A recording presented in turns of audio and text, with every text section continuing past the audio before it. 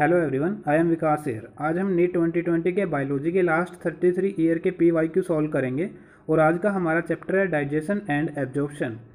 46 question हम solve कर चुके हैं जिसका लिंक आपको वीडियो का डिस्क्रिप्शन बॉक्स में मिल जाएगा। और आज हम स्टार्ट कर रहे हैं क्वेश्चन नंबर 47 से। Hydrolytic enzyme which act on the low pH are called. तो हाइड्रोलाइटिक एंजाइम होगा मीन्स किसी चीज़ का वो ब्रेक डाउन कर रहा है और वो लो pH पे वर्क कर रहा है। तो लो pH कहाँ मिलता है? स्टमक में मिलता है। और स्टमक में क्या रहता है? पेप्सिन होता है। पेप्सिन क्या है? एक टाइप का प्रोटीएज है। तो करेक्ट आंसर इसका क्या रहेगा? ए प्रोटीएज इसका करेक्ट आंसर रहेगा। Next question number 48। In the mammal milk is digested by the action of. तो मैमल्स में मिल्क का जो डाइजेशन होता है वो किसकी हेल्प से होता है? रेनिन की हेल्प से होता है। रेनिन क्या करता है? स्टमक में सिक्रीट हो रहा है और क्या होगा? कैसिन को पैराकेसिन में कन्वर्ट करता है। फर्दर क्या है? पेप्सिन पैराकेसिन को डाइपेप्टाइड में कन्वर्ट करता है। तो डाइजेशन किसकी हेल्प से हो रहा है? रेनिन की हेल्प से हो रहा है।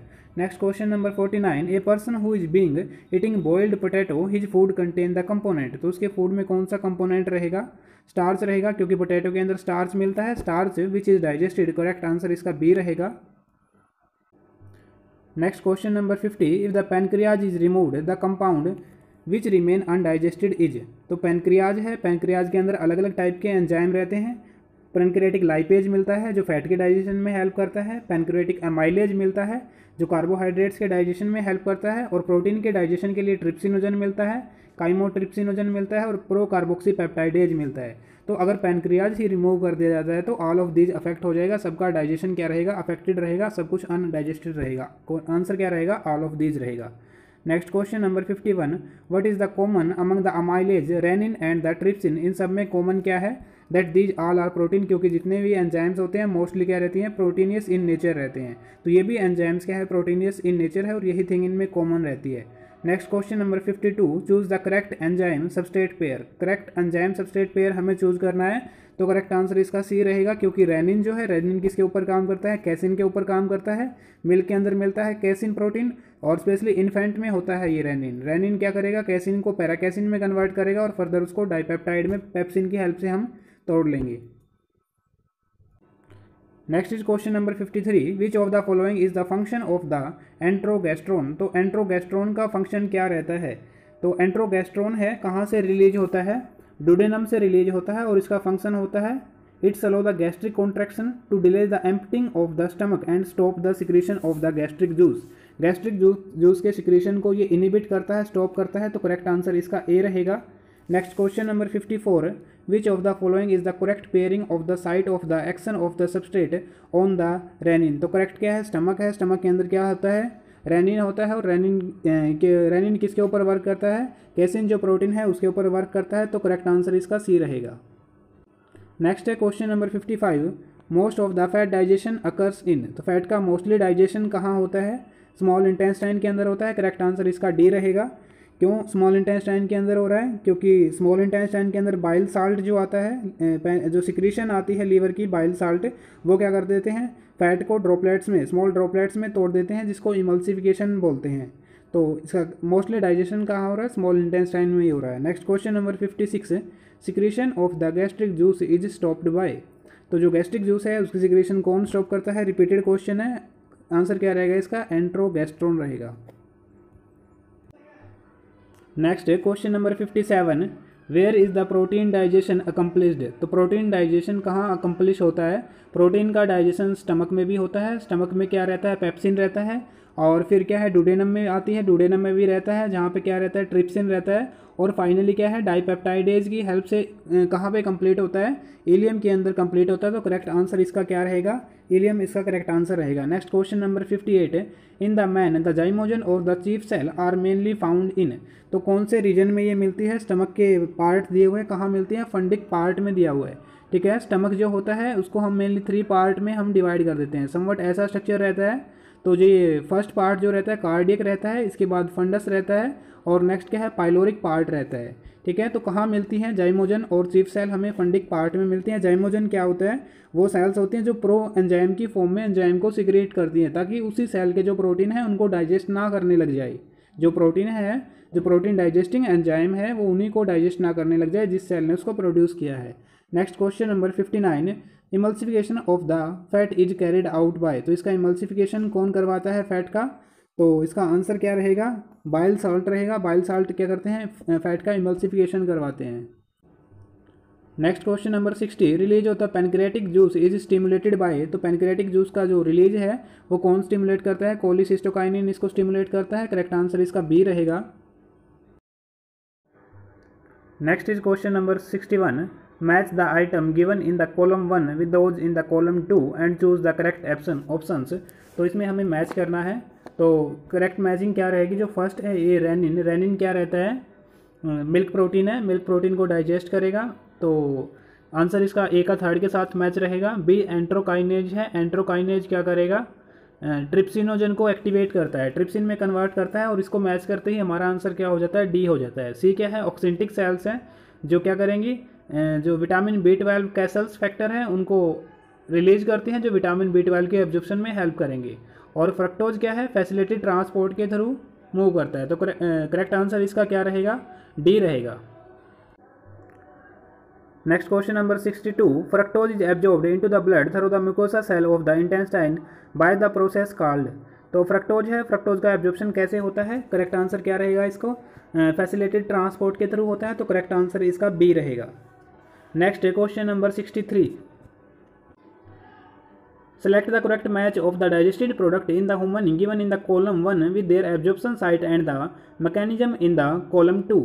तो मैच करना है हमें। तो करेक्ट आंसर इसका क्या रहेगा, जो सी है ग्लाइसिन ग्लूकोज, और मैच किससे होगा, ये इसी के सामने जो है स्मॉल इंटेस्टाइन एक्टिव एब्जॉर्प्शन। ठीक है, स्मॉल इंटेस्टाइन में होता है, और ग्लाइसिन ग्लूकोज का एब्जॉर्प्शन कैसे रहेगा, एक्टिव एब्जॉर्प्शन रहेगा।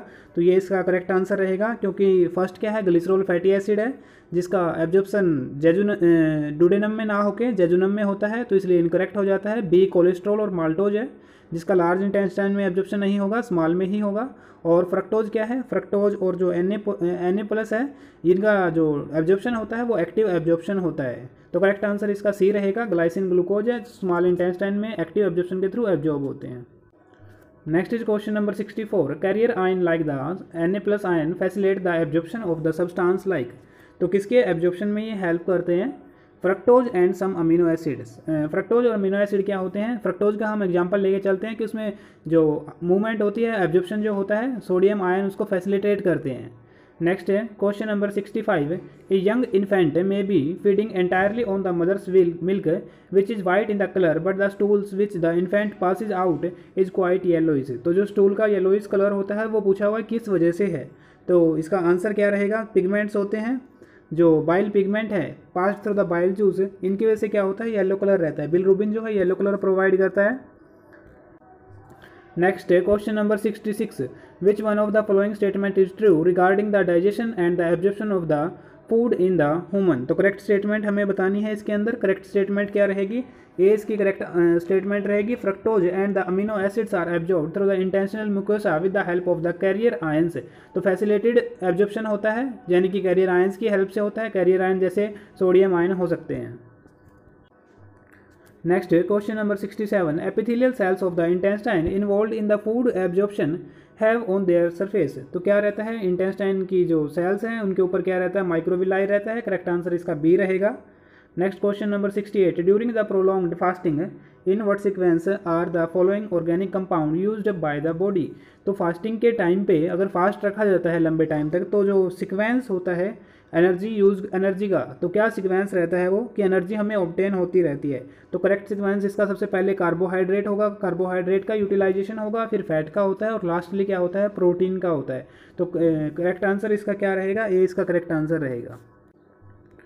Next question number 69, anxiety and the eating spicy food together in an otherwise normal human में लीड टू। तो एनएग्जाइटी है और ईटिंग स्पाइसी फूड है, तो ये क्या रिजल्ट कर सकता है, इनडाइजेशन रिजल्ट कर सकता है। करेक्ट आंसर इसका इनडाइजेशन रहेगा। Next 70, question number 70, jaundice is a disorder of. तो जॉन्डिस जो रहता है, पीलिया जो रहता है, वो किसका डिसऑर्डर है, डाइजेस्टिव सिस्टम का डिसऑर्डर है। जो लीवर है वो पिगमेंट जो है वो ब्लड के अंदर रिलीज करने लगता है। Next is question number 71, when the breast feeding is replaced by the less nutritive food low in the protein and the calories the infant below the age of 1 year are likely to suffer from। तो क्या होगा, nutritive value उसकी stop हो जाती है। और पहली बात तो 1 <1 ईयर है, लेस देन 1 ईयर के लिए कौन सा डिसऑर्डर रहता है, मरासमस रहता है। और क्वासिओरकर क्या है, दोनों ही प्रोटीन के डिसऑर्डर है, प्रोटीन की डेफिशिएंसी के डिसऑर्डर है। प्रोटीन और कैलोरी दोनों की डेफिशिएंसी से मरासमस होता है और सिर्फ प्रोटीन की डेफिशिएंसी से क्वासिओरकर होता है। और जो मरासमस जो है वो लेस देन 1 ईयर के एज में मिलता है और क्वासिओरकर लेस देन 5 ईयर एज में मिलता है। Next is question number 72, which one of the following is a fat soluble vitamin. तो फैट सोल्यूबल विटामिन पूछा है और उसकी डेफिशिएंसी डिजीज दी हुई है। तो फैट सोल्यूबल क्या क्या रहते हैं, के, ई, डी और ए, ये फैट सोल्यूबल है। बी और सी विटामिन क्या है, वाटर सोल्यूबल है। तो इनमें से हमें सेलेक्ट करना है कौन सा फैट सोल्यूबल है और उसके सामने डेफिशिएंसी डिजीज भी सही होनी चाहिए।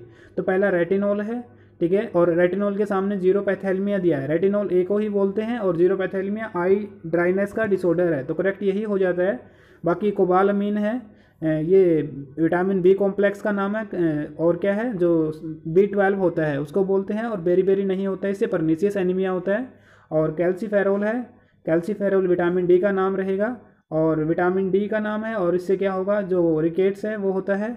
और एस्कॉर्बिक एसिड है, विटामिन सी है, बट ये क्या है, वाटर सोल्यूबल है। Next is question number 73. Examination of the blood of a person suspected of the having anemia show the large immature nucleated erythrocyte without the hemoglobin. Supplementing his diet with which of the following is likely to alleviate his symptoms. तो means क्या है, एक person है और उसके अंदर जो symptoms है वो क्या दिखाई दे रहे हैं कि उसमें हीमोग्लोबिन का कंटेंट है वो कम है, एरिथ्रोसाइट्स में एब्सेंट है। और क्या रहता है, जो आरबीसी हैं वो इमेच्योर हैं, न्यूक्लिएटेड है। तो अगर उसको डाइट देते हैं तो कौन सी डाइट से क्या होगा, जो आरबीसी जो है वो नॉर्मल हो जाती हैं, सिम्टम्स उसके कम हो जाएंगे। तो फोलिक एसिड और कोबालामीन जो है B12, कोबालामीन क्या रहता है, B12 रहता है। ये दोनों ही आरबीसी के मैच्योरेशन में हेल्प करते हैं। तो फोलिक एसिड और कोबालामीन की डाइट दी जाती है उसको, तो उसके सिम्टम्स है वो दूर हो जाएंगे। Next question number 74. A patient is generally advised to specially consume the more meat, lentils, milk and the eggs in the diet only when he suffer from. तो ये सब प्रोटीन कंटेंट है। और प्रोटीन कंटेंट कब need होता है, जब क्वासिओरकर protein deficiency disorder होता है, जैसे क्वासिओरकर है या मरासमस है, उस टाइम पे इनकी नीड रहती है। तो यहाँ पे क्वासिओरकर इसका आंसर रहेगा, क्योंकि डेफिशिएंसी प्रोटीन के लिए प्रोटीन की डाइट दे रहे हैं, प्रोटीन रिच डाइट दे रहे हैं। और क्वासिओरकर क्या रहता है, प्रोटीन की डेफिशिएंसी से ही होता है। Next question number 75. Which group of the three of the following 5 statement contain all the correct statement regarding the beriberi? तो इसका करेक्ट आंसर क्या रहेगा, ए है जो इसका करेक्ट आंसर रहेगा। यानी कि हमारे पास सेकंड, फोर्थ और फिफ्थ स्टेटमेंट क्या है, राइट है। सेकंड स्टेटमेंट क्या है, ए deficiency disease caused by the beriberi किस वजह से होती है, विटामिन B1 की कमी से होती है, करेक्ट है। नेक्स्ट क्या, फोर्थ स्टेटमेंट जो है, occurs in those country where the staple diet is polished rice. कहाँ होती है मेनली, जहाँ पे पॉलिश्ड राइस मिलते हैं, मतलब जो ऊपर का राइस का कंटेंट है वो रिमूव कर देते हैं, तो वहाँ पे डिसऑर्डर मिलता है जहाँ पे स्टेपल डाइट, स्टेपल का मतलब main diet. Next statement 5, the symptoms are the pain from the neuritis, paralysis, muscles wasting, progressive oedema, mental deterioration and the finally heart failure. तो ये इसके सब सिम्टम्स रहते हैं। तो करेक्ट आंसर क्या रहेगा, सेकंड, फोर्थ और फिफ्थ इसका करेक्ट आंसर रहेगा।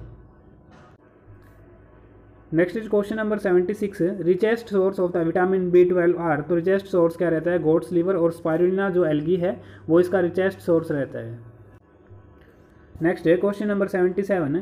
विच of the following pair is not correctly matched. Incorrect match हमें सेलेक्ट करना है। तो करेक्ट आंसर इसका क्या रहेगा, जो विटामिन B2 है वो पेलिग्रा डिसऑर्डर के साथ मैच किया गया है, ये इनकरेक्ट रहता है। पेलिग्रा जो नियासिन होता है B3 उसकी डेफिशिएंसी से होता है, बाकी सही है।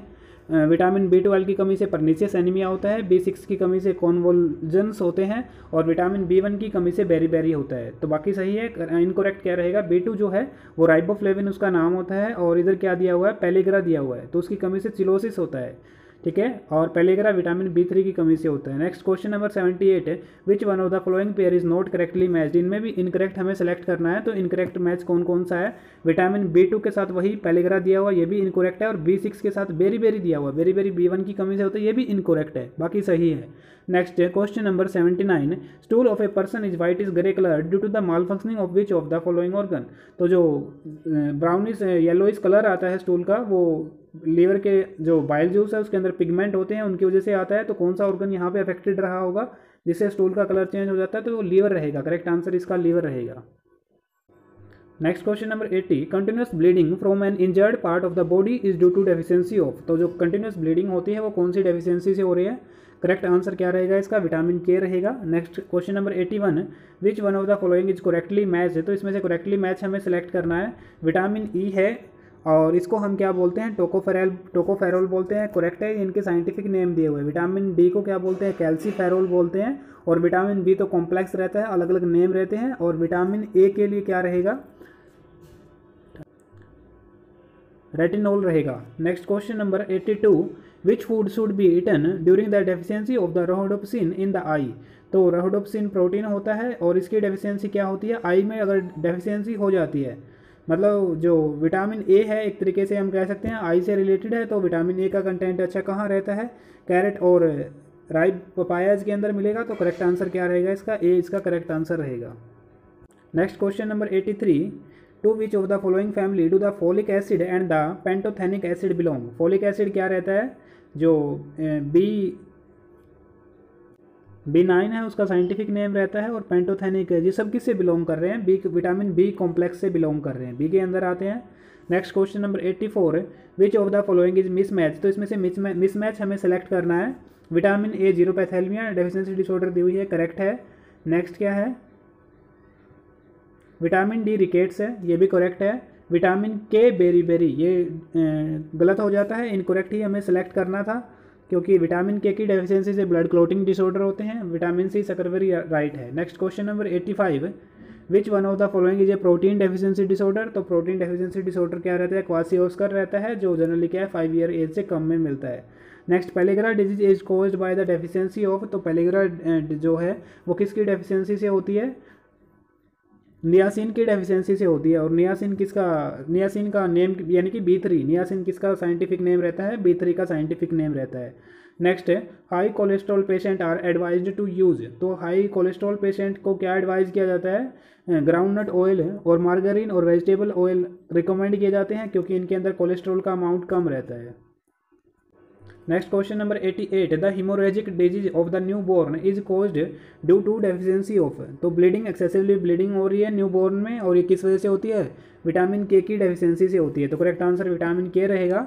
Next question number 89, the vitamin C और the ascorbic acid. Vitamin C का ही साइंटिफिक नेम एस्कॉर्बिक एसिड रहता है और ये क्या प्रिवेंट करता है? स्कर्वी डिजीज को प्रिवेंट करता है।